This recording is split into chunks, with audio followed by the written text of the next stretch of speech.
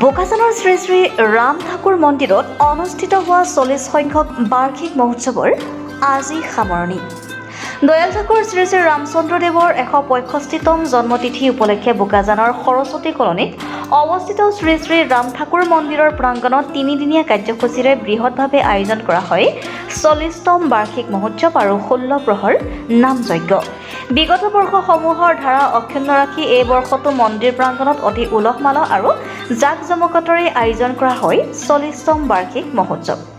3 দিনতে বোকাজানৰ লগতে বিভিন্ন প্ৰান্তৰ 7ৰ পৰা 8,000 ভক্তৰ সমাগম ঘটা কথা উল্লেখ কৰে উদ্যোক্তাসকলে।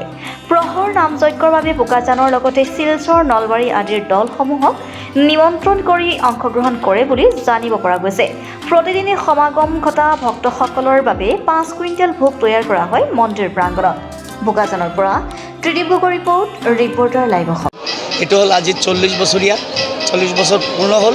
গতিকে এইটো হ'ল আপোনাৰ বোকাজান ৰাম ঠাকুৰ মন্দিৰ প্ৰাংগণত 16 প্ৰহৰ নামযজ্ঞ অনুষ্ঠান।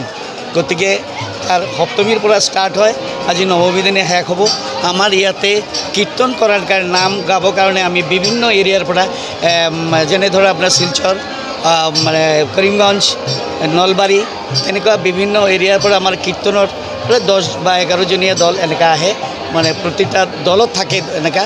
তো এইটো আমাৰ গুৰু ভগ্নী, গুৰু ভাই, ইভেন শুভাকাংক্ষীসকলেই আমাৰ এই দান বৰঙণিৰে আজি এই অনুষ্ঠানটো এটলিষ্ট মানে 7,000 পৰা 8,000 মানুহৰ সমাগম হৈ আছে।